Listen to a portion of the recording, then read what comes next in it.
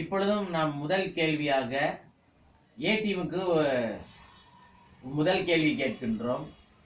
அந்த கேள்விக்கு நீங்கள் சரியான பதிலை சொல்ல வேண்டும். ஒரு கேள்விக்கு சரியாக 100 மதிப்பெண்கள்.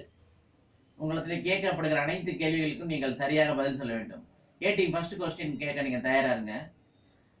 கிறிஸ்துமஸ் காலம் வந்தாலே எல்லா வீட்லயும் என்ன தொங்க விடுவாங்க? பலூன். வேற என்ன தொங்க விடுவாங்க? வேற ஸ்டார்.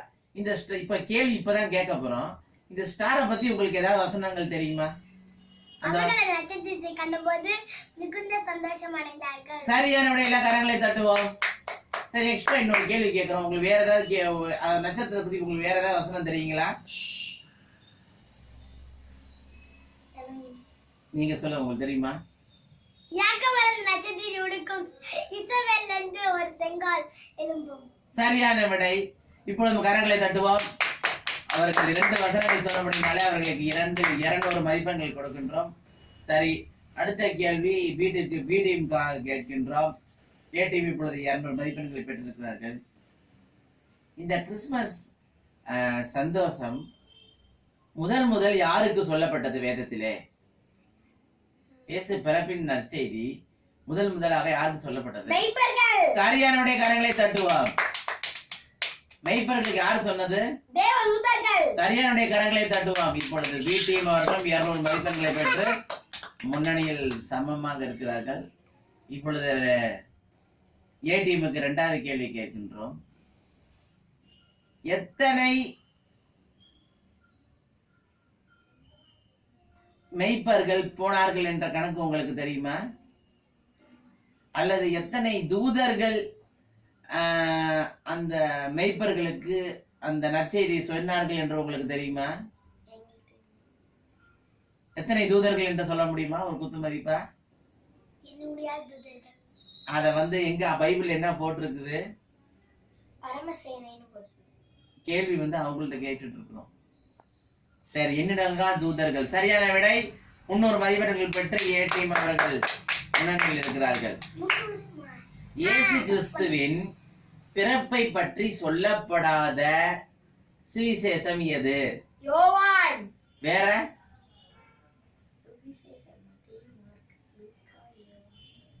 மார்க்கு. சரியான விடை கரங்களை தட்டுவோம். சரியான விடை.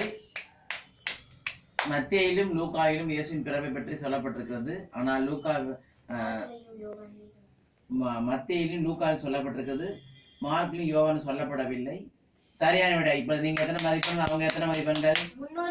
300 மதிப்பெண்களை பெற்றிருக்கள். இப்பொழுது 3வது கேள்வி கேட்க போகிறோம். இயேசு கிறிஸ்து பிறந்த போது இருந்த அரசனின் பெயர் என்ன? சரியான விடை கரங்களை தட்டுவோம். இப்பொழுது பி டீமுக்கு அடுத்த கேள்வி கேட்க போகின்றோம். இயேசு கிறிஸ்து பிறப்பின் நாட்களில் என்ன வரலாற்று சம்பவம் நடந்தது? பிறந்த நாட்களில் வரலாற்று பூர்வமான எந்த சம்பவம் நடந்தது? உலகம் முழுவதும் என்ன சம்பவம், வரலாற்று சம்பவம் நடந்தது?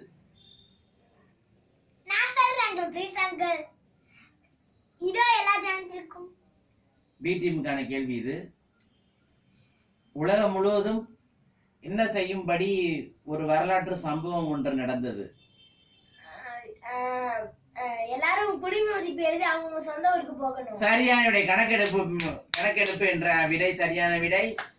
ஏ டீமும் பி டீம் இப்பொழுது 400 மதிப்பெண்கள் பெற்று முன்னேறுகிறார்கள். இப்பொழுது கடைசி கேள்வி கேட்க போகின்றோம். கடைசி கேள்வியாக இயேசு கிறிஸ்து பிறந்த ஊர் எது? சரியான விடைக்காரங்களை தட்டுவோம். பி டீமுக்கான கடைசி கேள்வி, இயேசு கிறிஸ்து வளர்ந்த ஊர் எது? சரியான விடைக்காரங்களை தட்டுவோம். இப்பொழுது நீங்கள் 2 பேர், நீங்க எவ்வளவு மார்க்கு? 500 மதிப்பெண்கள். பி டீம் 500 மதிப்பெண்கள். சமமாக இருக்கிறீர்கள். மீண்டுமாக அடுத்த முறை இந்த கிஸ் ப்ரோக்ராம் இணைந்து கொள்வோம். கர்த்தர் தாமே உள்ள ஆசீர்வதிப்பாராக.